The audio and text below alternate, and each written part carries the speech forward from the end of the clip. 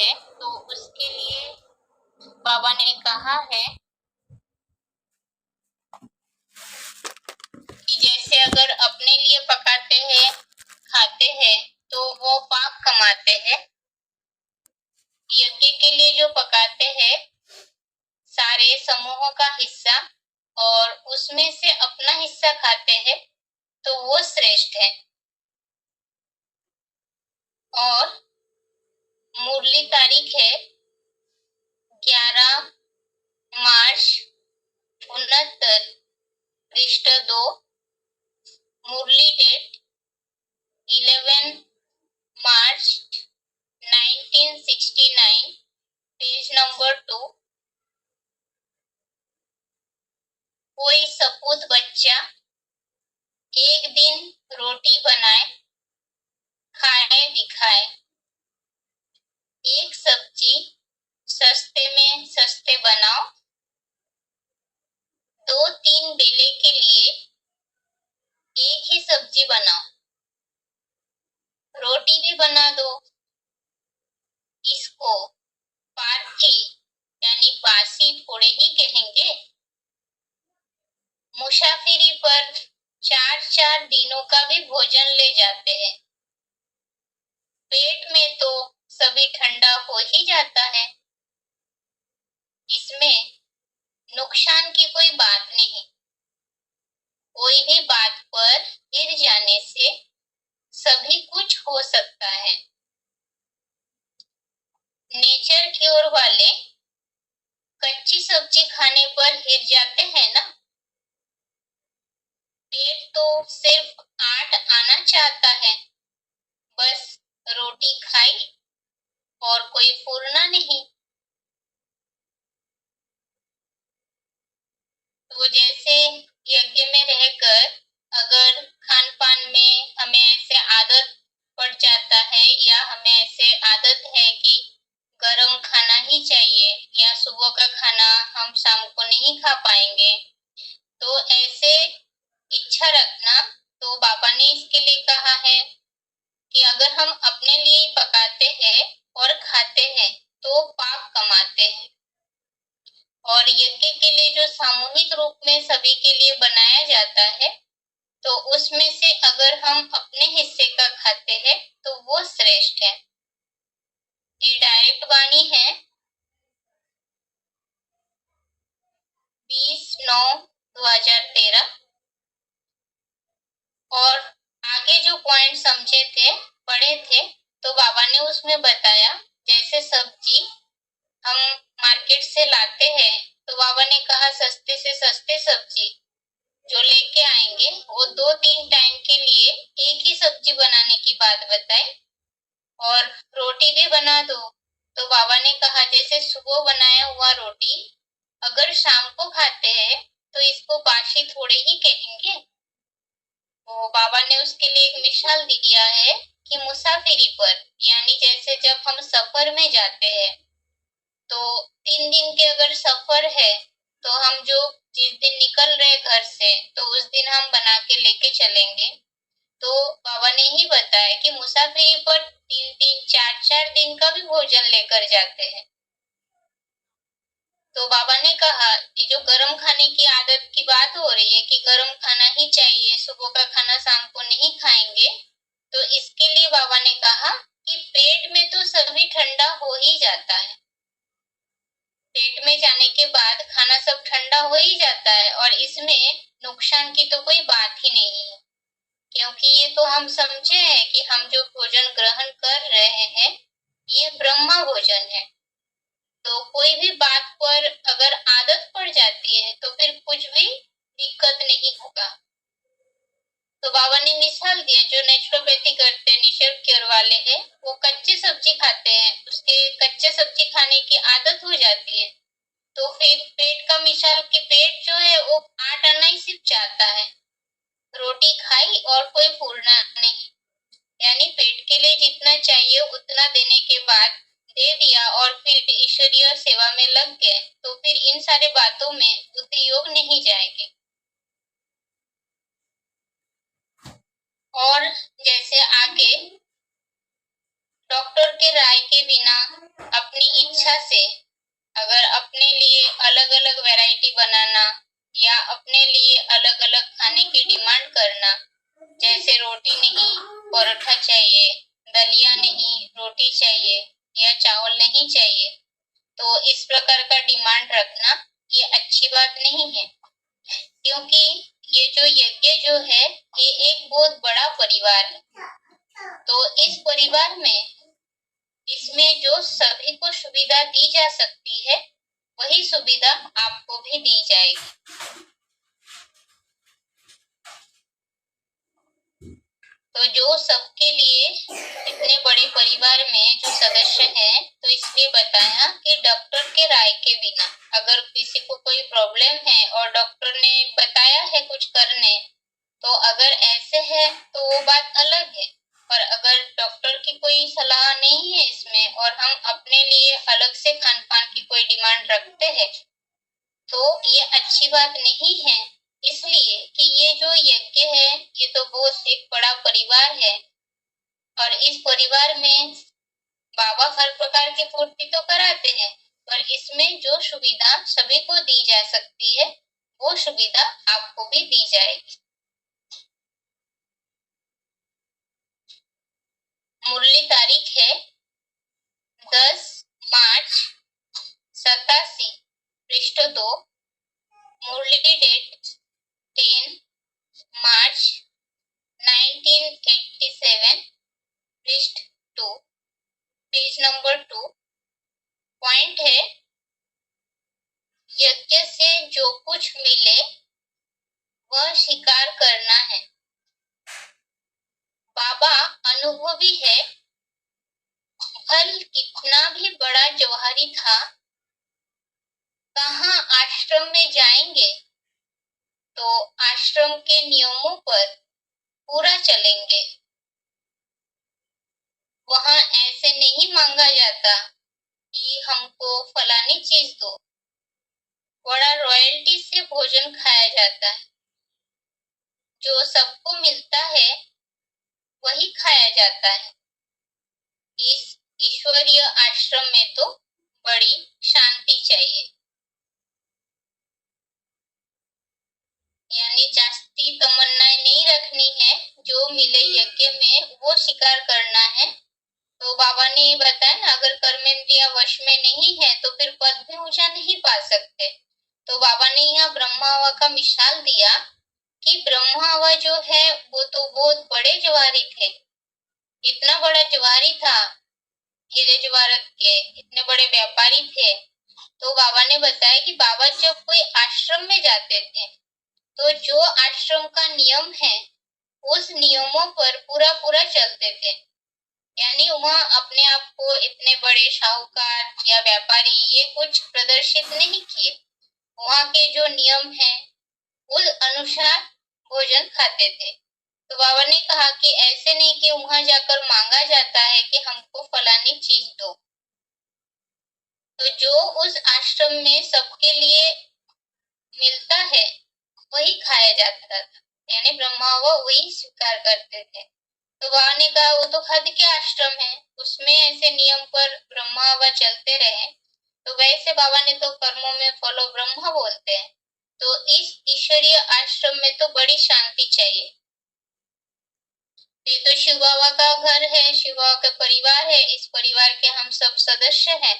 तो जो इतने बड़े परिवार के लिए जो सभी के लिए सुविधा दी जाती है वो सुविधा आपको भी दी जाएगी। तो इसमें बाबा ने यही बताया है कि अगर सुबह का खाना शाम को उसे बासी नहीं कहेंगे। मिसाल दिया है जैसे सफर पर जाते हैं तो 3-3 4-4 दिन के लिए भोजन बनाकर लेके जाते हैं।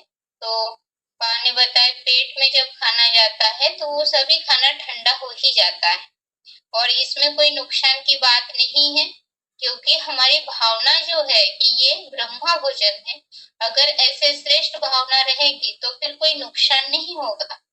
जैसे छाछ और बजरे की रोटी बाबा ने खिलाई, बजरा का रोटी खिलाया, छाछ खिलाया बाबा ने, तो वो ग्रहण करने के बावजूद भी जो दमा के पेशेंट थे उनके ऊपर भी कोई असर नहीं हुआ। तो ब्रह्म भोजन का तो महत्व तो है ही। तो इस भावना से अगर हम भोजन को ग्रहण करते हैं तो फिर कोई नुकसान नहीं होगा।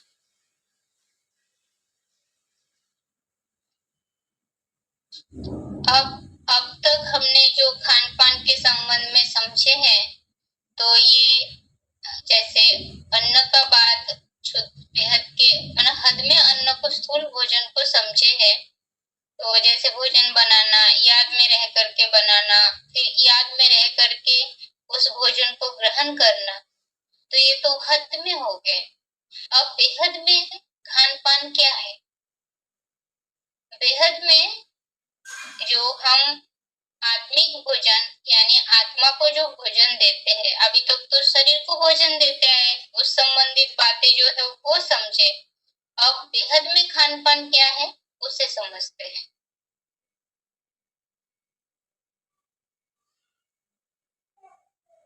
भविष्यवाणी का तारीख है 25 मार्च 81, पृष्ठ 95। भविष्यवाणी का तारीख 25 मार्च 1981, पेज नंबर 95। पॉइंट है, आप सबका यह संकल्प भी बुद्धि का भोजन है। बोल भी मुख का भोजन है, कर्म हाथों का, पांव का भोजन है। तो सब चेक करना चाहिए ना। पहले करके पीछे सोचना, इसको क्या कहा जाएगा? डबल समझदार। फिर से, आप सबका यह संकल्प भी बुद्धि का भोजन है, बोल भी मुख का भोजन ही है, कर्म हाथों का, पांव का भोजन है। तो सब चेक करना चाहिए ना। पहले करके पीछे सोचना, इसको क्या कहा जाएगा? डबल समझदार। तो बाबा ने बेहद में जो खान पान है, बेहद का जो भोजन है, वो बताया है कि संकल्प जो है वो बुद्धि का भोजन है। तो इसमें प्रश्न चिन्ह है कि पहले करके पीछे सोचना, इसको क्या कहा जाएगा? या डबल समझदार। यानी बाप दादा ने पूछा है कि जब संकल्प है वो बुद्धि का भोजन, तो हमें अपने आप को चेक करना है कि वो संकल्प, जो संकल्प हमारे मन में चल रहा है, तो क्या वो संकल्प पॉजिटिव है, आत्मिक कल्याण उससे हो सकती है, हमारी उत्थान हो सकता है। तो इस तरह की जो पॉजिटिव संकल्प ऐसे अगर बुद्धि में चल रहा है, तो बुद्धि के लिए भोजन है, यानी हम आत्मा को सात्विक भोजन दे रहे हैं। और उसी स्थान पे अगर मन में नेगेटिव संकल्प आया, तो फिर वो खराब भोजन कहेंगे। जैसे हम 3 प्रकार के भोजन के बारे में समझे थे, सात्विक, राजसिक और तामसिक, तो वैसे संकल्प भी वैसे ही है। तो अगर एकदम नीच प्रधान तामसिक संकल्प, नेगेटिव संकल्प बुद्धि में चलता रहा, तो फिर वो बुद्धि का भोजन यानी हम आत्मा को अच्छा भोजन तो नहीं दे पाए। तो इस हिसाब से प्रयास हमेशा यही करना चाहिए कि शुद्ध संकल्प में आत्मा रमन करे। मन जो है वो शुद्ध संकल्प का ही भोजन स्वीकार करे। यानी हम अपने आप को इतना चेकिंग करते रहे कि मन में कोई प्रकार की अशुद्ध संकल्प ना आए। आप चेक कर सकते हैं, क्योंकि जैसे हम कोई खान पान, गड़बड़ वाला खान पान, अशुद्ध भोजन ग्रहण कर लिए, तो स्थूल शरीर रूपी पेट, माना शरीर में जो पेट है, उस पेट में वो अशुद्ध भोजन जाने के बाद तकलीफ पहुंचाते हैं। तो वो हद का भोजन जब तकलीफ पहुंचाते हैं, तो वैसे ही बेहद में अगर हम अशुद्ध संकल्प रूपी भोजन आत्मा को देते रहेंगे, तो फिर आत्मा को तकलीफ तो होगी, नुकसान तो पहुंचेगा। जो स्थिति बनना चाहिए वो स्थिति नहीं बन पाएगी। तो इस प्रकार बेहद के जो संकल्प रूपी भोजन है उसे हमें चेक करना है। तो ये बुद्धि का भोजन हो गया। अब बाबा ने आगे बताया कि बोल भी मुख का भोजन ही है। तो मुख से जो बोल निकलता है तो बाबा ने उसके लिए तो कहा है कि हम सब हंस है। तो हंस मिशन मोती चूना है, ना कि पत्थर। तो मुख से रतन निकालने की बोलते हैं कि औरों को देना है, बातें ऐसे करनी है जो सुख मिले, खुशी मिले, औरों को दुख ना प्राप्त हो, पर वो भी देखना है श्रीमत के अनुकूल हो। और बोल जो है वो बाप बोलते हैं ना, बोल ऐसे हो चात्रक मिशन। तो श्रेष्ठ बोल, शुभ बोल अगर बोलते हैं तो वो मुख का भोजन है। और हाथ पांव के द्वारा जो हम कर्म करते हैं, यानी कर्म जो है वो हाथ और पांव का भोजन बताए। तो हमें चेक करना है कि संकल्प कैसा है, बोल हम कैसा बोल रहे हैं, और जो हाथ पांव से कर्म कर रहे हैं, जो हाथ और पांव का भोजन बताया, तो क्या वो कर्म श्रेष्ठ है। इसलिए बाबा ने बताया ये सब चेक करना चाहिए। और ऐसे नहीं कि पहले आपने कर लिया फिर उसके बाद सोचने में लग गए, तो इसको क्या कहेंगे। बाबा ने कहा क्या डबल समझदार कहेंगे, क्योंकि एक तो कर लिया, करते समय उसमें समय गया, फिर उसके बाद जब गलत किया फिर उसके बाद वो किए हुए कर्म पर पछताते रहते हैं या सोचते रहते हैं। तो करने में समय गया, फिर उसे सोचने में समय गया। तो इसलिए बाबा ने कहा अगर ऐसे कोई करते हैं कि पहले कर लेते हैं फिर पीछे सोचते हैं, तो क्या उसे डबल समझदार कहेंगे। नहीं, समझदार तो वो है कि जो सोच समझ करके कदम उठाते हैं। यानी बाप बोलते हैं ना कि हमारे कर्म में ऐसा हो कि करने के बाद उसमें कोई प्रकार का पश्चाताप की गुंजाइश ना हो। यानी हम अपने में दृढ़ होकर, परफेक्ट होकर, बुद्धि में स्थिरियम रखे कि ये बाबा ने कहा है, ये श्रीमत है और इस अनुसार हमें कर्म करना है। तो ऐसे नहीं करने के बाद फिर सोच के फिर पश्चाताप करना पड़े, तो इससे डबल समझदार नहीं कहेंगे। आगे है अव्यक्तवाणी का तारीख 18 अप्रैल 71, पृष्ठ 65। अव्यक्तवाणी डेट 18 अप्रैल 1971, पेज नंबर 65। पॉइंट है जैसे महान आत्माओं का भोजन, खान पान आदि महान होता है, वैसे देखना है आज हमारी बुद्धि का भोजन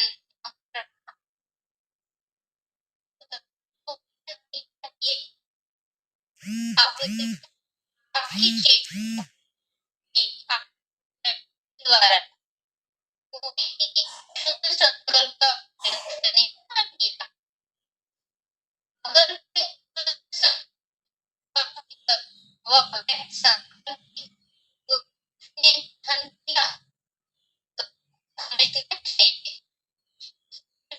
आहार में शुद्धि रहेगी।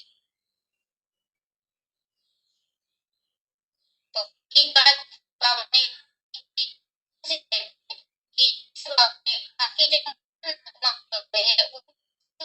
उनके खान रहन सहन होता है।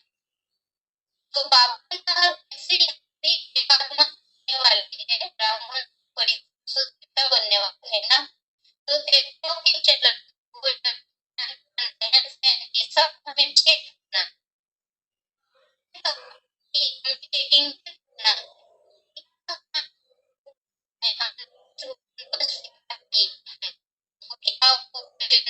ठीक है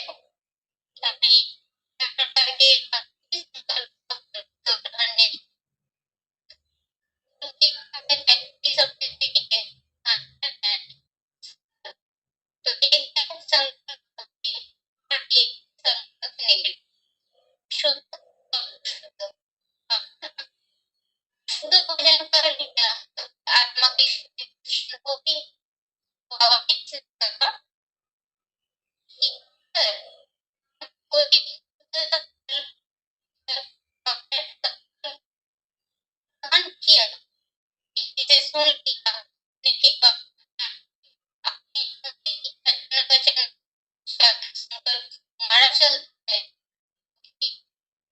परिस्थिति अशर उसके अंदर हम सब पर चलाते हैं नहीं पाते तो बाबा ने कहा कि कर संकल्प को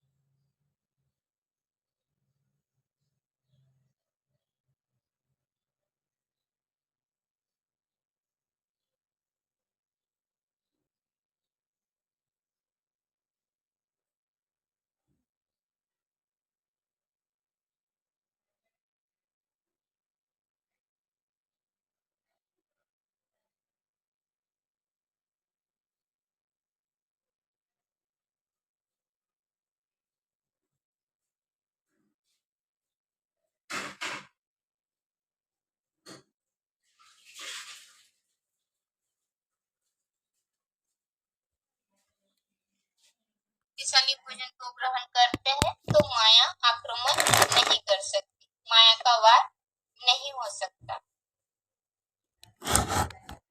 अब मुरली में बाबा ने एक प्रश्न पूछे हैं।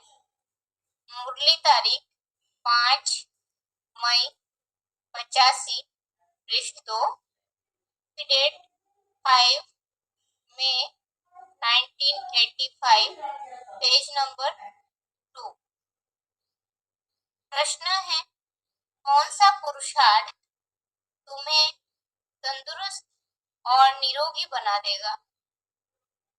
कौन सा पुरुषार्थ तुम्हें तंदुरुस्त और निरोगी बना देगा? उत्तर है, जितना देही अभिमानी बनेंगे उतना तंदुरुस्त और निरोगी बनते जाएंगे। इस योग बल से ही तुम 21 जन्म निरोगी बनेंगे। तो ये बताया है, जैसे आगे चल करके हम जो ये पढ़ाई पढ़ रहे हैं, जीवन में लक्ष्य तो यही है ना कि पढ़ाई पढ़ के पुरुषार्थ करके नर से नारायण नारी से लक्ष्मी देवता बनने का, तो हमें निरोगी काया तो बनानी ही है। तो बाबा ने इसके लिए बताया कि अगर हम देही अभिमानी होते हैं, जितना देही अभिमानी होंगे उतना ही तंदुरुस्त स्फूर्त रहेंगे और निरोगी बनते जाएंगे। और निरोगी भी कितने समय के लिए बाबा ने कहा कि 21 जन्म के लिए निरोगी बनेंगे। तो जितना हम देही होंगे तो उतना ही तंदुरुस्त और निरोगी बनते जाएंगे और वो 21 जन्म के लिए निरोगी होंगे। तो यहाँ आत्माभिमानी बनने की बात बताई बाबा ने। तो ये बेहद में खान पान, पहले ये समझे कि संकल्प ही हमारे भोजन है। बेहद में बोल जो हम बोलते हैं वो मुख का भोजन है, और जो पांव से यानी जो कर्म करते हैं वो हाथ पांव का भोजन। तो इसलिए बाबा ने कहा उसे चेक करना चाहिए। ऐसे नहीं कि पहले हम कर ले और करने के बाद फिर सोचे कि ऐसा हमने क्यों किया। तो ऐसे को डबल समझदार नहीं कहेंगे। जो समझदार होंगे, होशियार होंगे, वो तो पहले करने से पहले सोच के कदम उठाएंगे। और बाबा ने उदाहरण दिया, जैसे कोई महान आत्मा होते हैं, उनके खान पान रहन सहन भोजन आदि बहुत महान रहता है। तो हम तो सब देवात्माएं हैं, तो हमें अपने आप को चेक करना है कि क्या भोजन ग्रहण करते समय हमने शुद्ध भोजन ग्रहण किया। तो चेक करें कि कोई अशुद्ध संकल्प का भोजन तो ग्रहण नहीं किया। अगर हमारे मन में अशुद्ध संकल्प, व्यर्थ संकल्प या बुद्धि ने ग्रहण किया, स्वीकार किया और चल रहा है मन में, तो फिर समझना चाहिए कि बेहद के जो भोजन है उस आहार में अशुद्धि आ गई।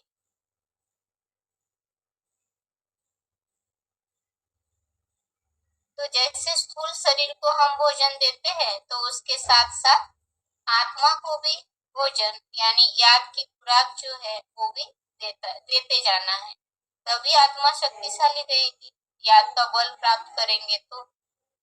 और बाबा ने ये भी कहा है कि माया का भार कब नहीं होगा, जब हम रोज जो शक्तिशाली भोजन मिलता है, ये बुद्धि का भोजन है ना, तो बुद्धि के लिए बात चल रहा है, तो बाप दादा द्वारा बुद्धि के लिए जो रोज शक्तिशाली भोजन मिलता है, हद का भोजन तो ब्रह्मा भोजन हम खुद बनाते हैं, और यहाँ हम बेहद के भोजन को समझ रहे हैं। तो उस बेहद के भोजन में रोज जो मुरली चलता है, तो उस मुरली में जो शुद्ध संकल्प आता है, बाबा तो ढेर सारी बातें बोलते हैं, तो उन बातों को बुद्धि में अगर कलेक्ट करके रखते हैं, बुद्धि में भर के रखते हैं, तो वो शक्तिशाली भोजन हो गया। जैसे हद के भोजन को हमें खा के पचाना होता है, यानी हजम करते हैं, तो कोई तकलीफ नहीं होती है, कमजोरी नहीं आती है, माया का वार नहीं हो सकता। तो यहाँ भी बेहद में जो माया है, वहाँ तो हद में कोई प्रकार की तकलीफ नहीं होगी, और यहाँ बेहद में जो माया है, जो सबसे पहले हमारे मन पर अटैक करते हैं, तो उससे भी हम बच जाएंगे। तो माया प्रूफ बनेंगे वो तभी जो रोज मुरली में शुद्ध संकल्प आता है। हमें मुरली सुनते समय, ये बेहद के खान पान की बात चल रहा है, तो जब हम मुरली सुनते हैं तो उस समय उस मुरली से हमें 2-3 पॉइंट ऐसे निकाल लेना चाहिए, उठा लेना चाहिए कि दिन भर में उस पॉइंट को स्मृति में रखकर स्मृति स्वरूप होके उस पॉइंट के ऊपर मंथन करना।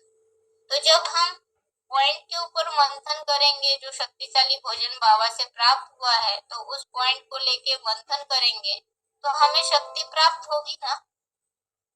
तो ये बात बाबा ने बताई कि जैसे हद के भोजन हम जब पचा लेते हैं ग्रहण करने के बाद, तो हमें कोई कमजोरी नहीं आती है, हमें कोई तकलीफ नहीं होता है। तो यहाँ भी बेहद में जो मुरली हम सुनते हैं, ऐसे तो हम बुद्धि को चलाए, मन को चलाए, मन हमें ना चलाए।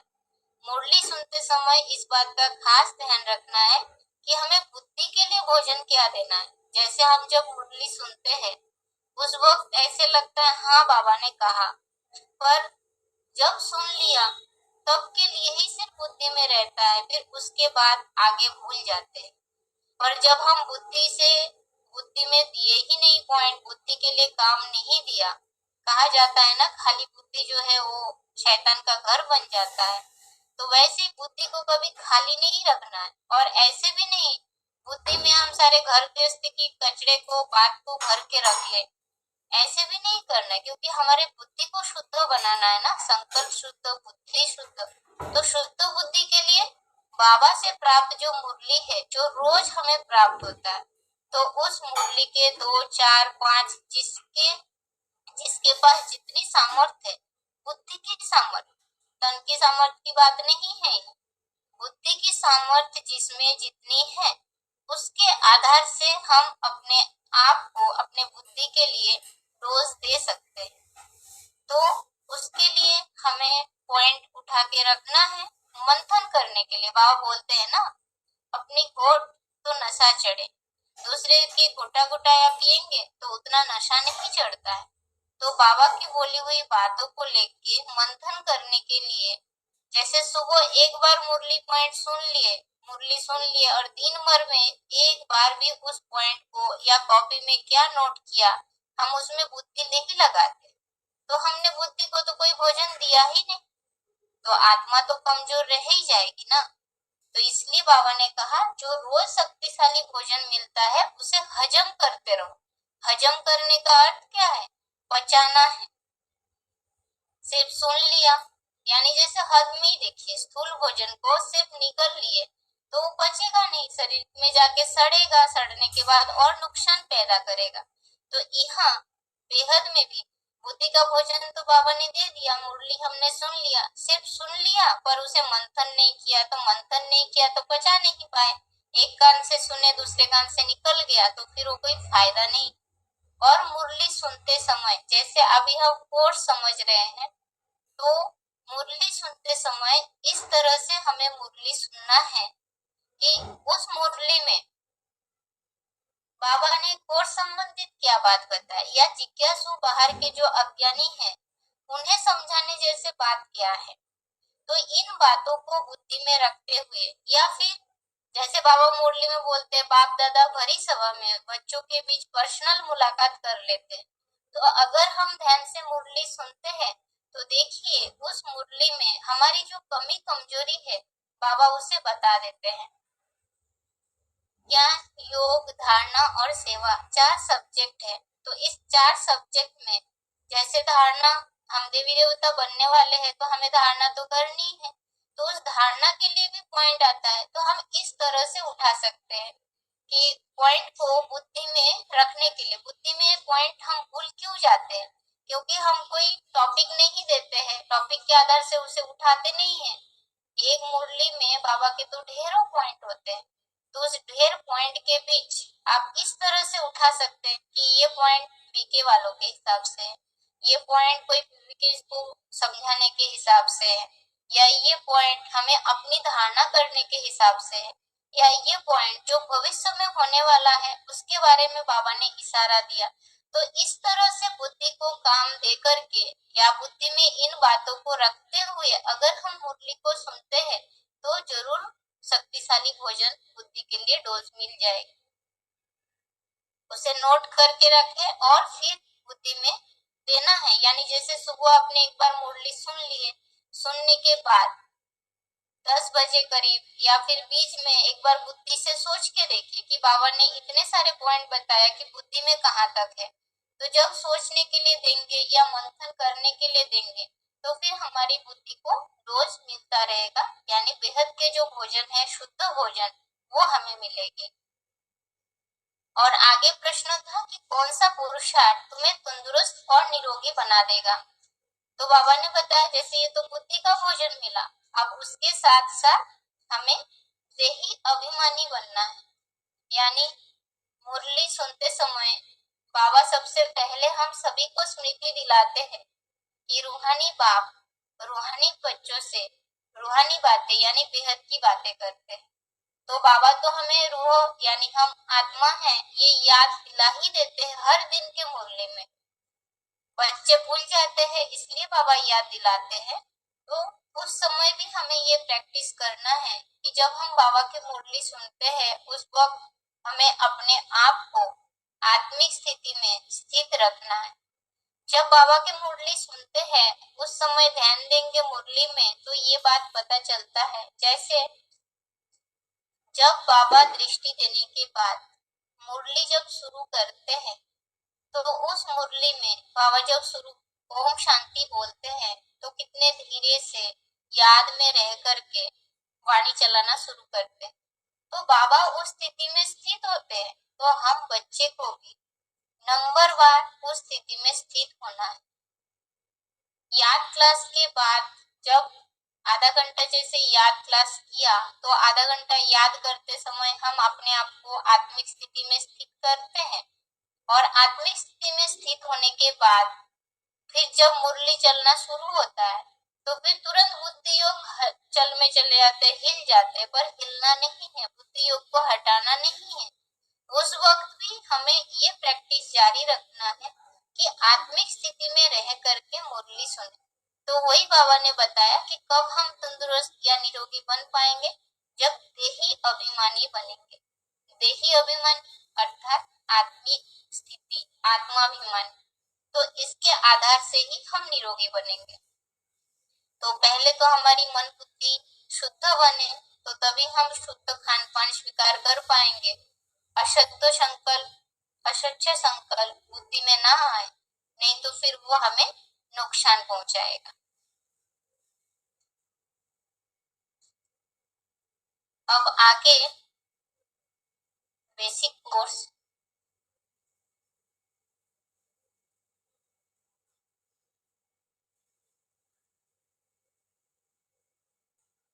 बेसिक कोर्स में जैसे हम गीता के भगवान जो है उस टॉपिक को समझे थे और गीता में वर्णित जो युद्ध है वो अहिंसक है या हिंसक है उसे समझे थे।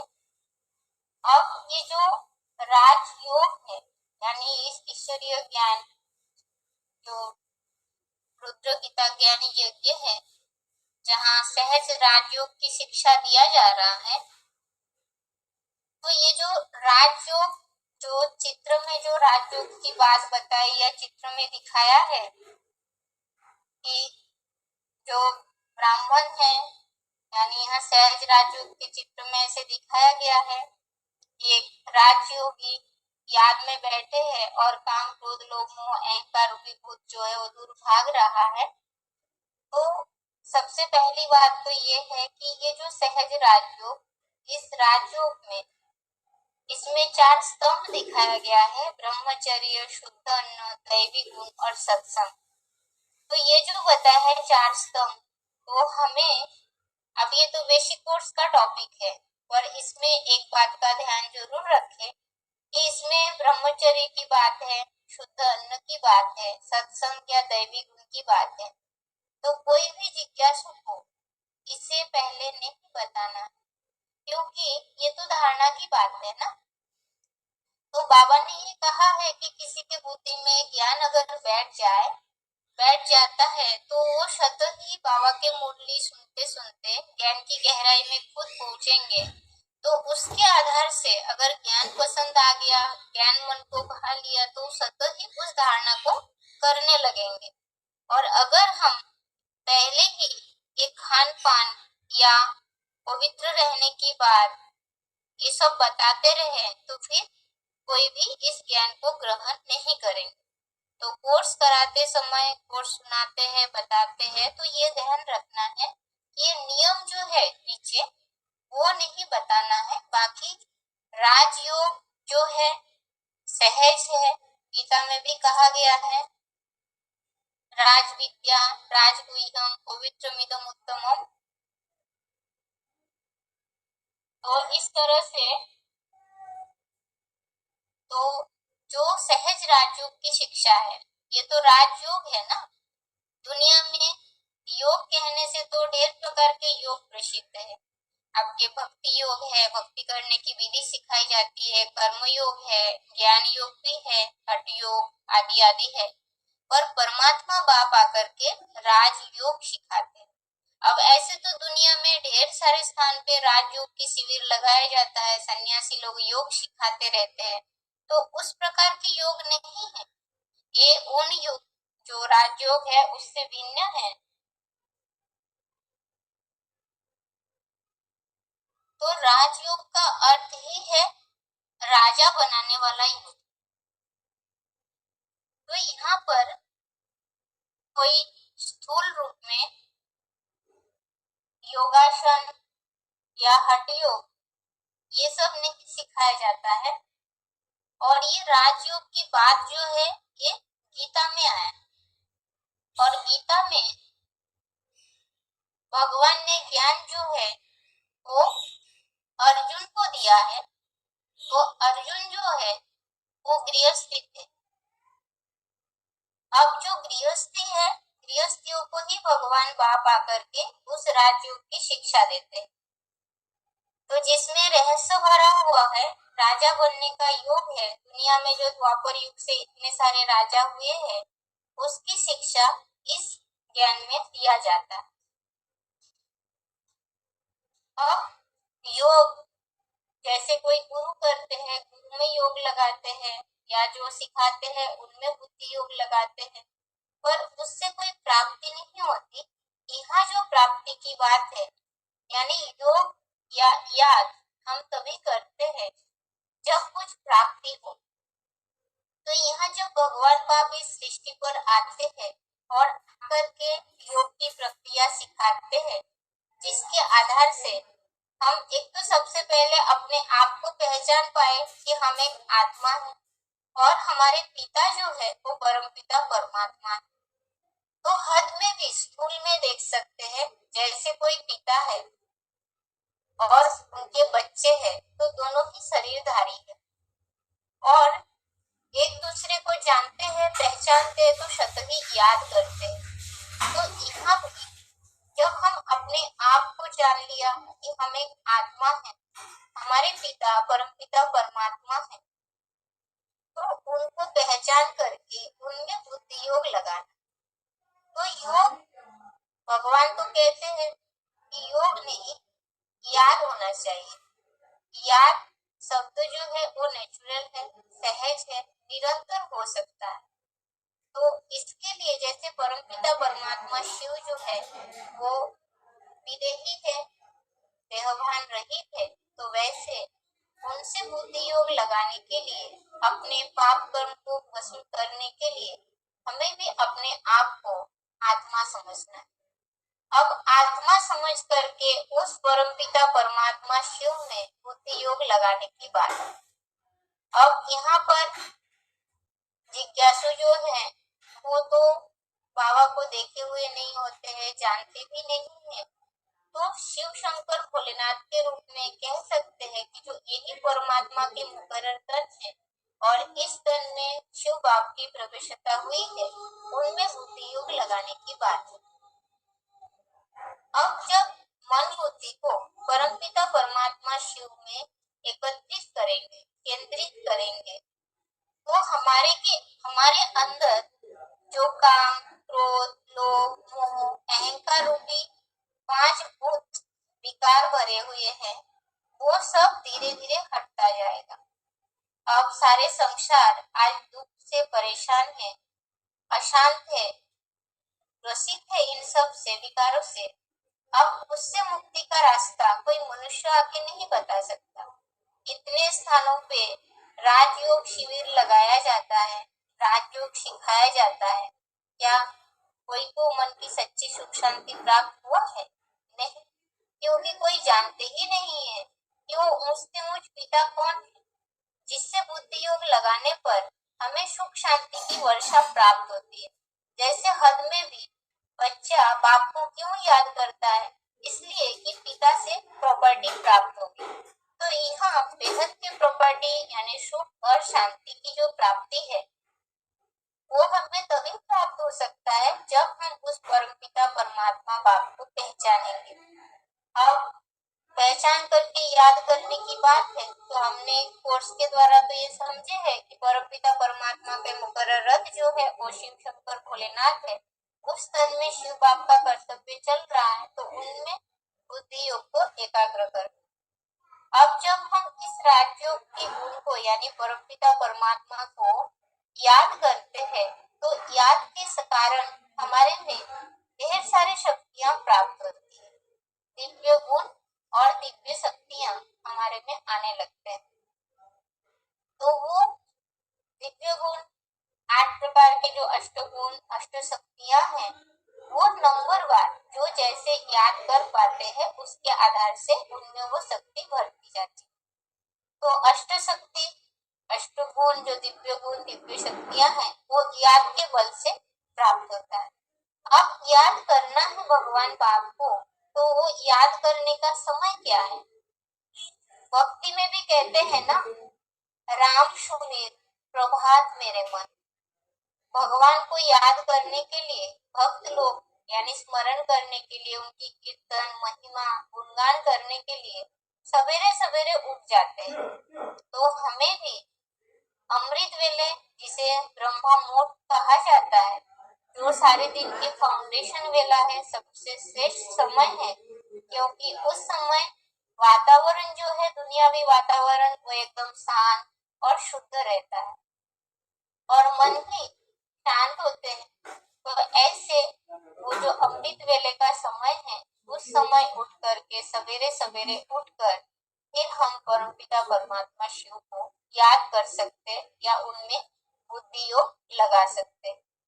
अब इस राजयोग के द्वारा हम अपने आप में शक्तियां इकट्ठा कर सकते हैं जो आज लोगों में है ही नहीं, जैसे सहन करने की शक्ति, समेटने की शक्ति।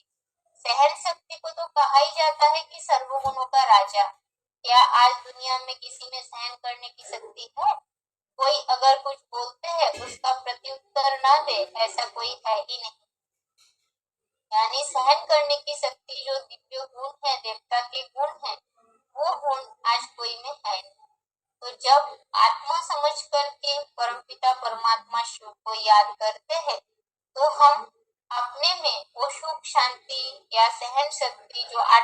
की शक्ति है उसे अपने में हम भर पाते हैं। और इसके आधार से यानी हम घर बैठे ही ये कर्तव्य कर सकते हैं, इसके लिए कोई गुरु सत्संग आदि करने की आवश्यकता नहीं है, और सुख शांति की प्राप्ति भी कर सकते हैं, और स्वयं करेंगे तो उसके आधार से हम दूसरों को भी देंगे। तो जिसके लिए कहा ही जाता है कि स्व परिवर्तन के साथ साथ विश्व परिवर्तन। तो परमपिता परमात्मा बाप आए हैं इस सृष्टि के उद्धार के लिए, तो उनके साथ साथ जो भी इस ज्ञान और राजयोग की शिक्षा को ग्रहण करते हैं, तो वो भी नंबरवार उस कार्य में सहयोगी बनकर पूरे विश्व को परिवर्तन करने का कार्य करते। और नियम के लिए जो बताया है, सबसे पहले कि नियम उन्हें नहीं बताना है, क्योंकि लोगों में सबसे पहले ये भ्रांति फैली हुई है कि हाँ, ब्रह्मा कुमारी या प्रजापिता ब्रह्मा कुमारी या ये जो आध्यात्मिक विद्यालय है, इनके नियम बहुत कठोर है। अब यहाँ तो नियम की बात, ये तो जो भी शिव बाबा के बच्चे बनेंगे वो स्वतः ही उन बातों को स्वीकार करेंगे, क्योंकि ये नियम से प्राप्तियां ज्यादा है। जब प्राप्ति ज्यादा है तो उसके आगे ये नियम यानी ये जो खान पान और पवित्र रहने की बात, तो ऐसी बात तो कुछ है ही नहीं। अगर ये कठिन होता तो आज शिव बाबा के जो बच्चे इतने संख्या में बड़े हुए हैं, जो सारे संसार में फैलते जा रहे, तो उनमें ये धारणा कहाँ से होती। तो प्राप्ति जो है, भविष्य की प्राप्ति वर्तमान के त्याग के आगे कुछ भी नहीं। वर्तमान की त्याग तो बहुत थोड़े समय के है, और उसके बदले में जो प्राप्ति है वो बहुत ज्यादा है। तो इसलिए प्राप्ति की बात हम औरों को सुनाएंगे तो ये नियम पहले बताना ही नहीं है, वो धीरे धीरे बाप के मुरली सुनते सुनते फिर उनमें ये बात आ जाएगी। तो जो 4 स्तंभ की बात है उसे ना बताकर इस तरह से राजयोग वाले जो टॉपिक है उसे समझा सकते हैं। आज के लिए यहाँ तक ही। ओम शांति।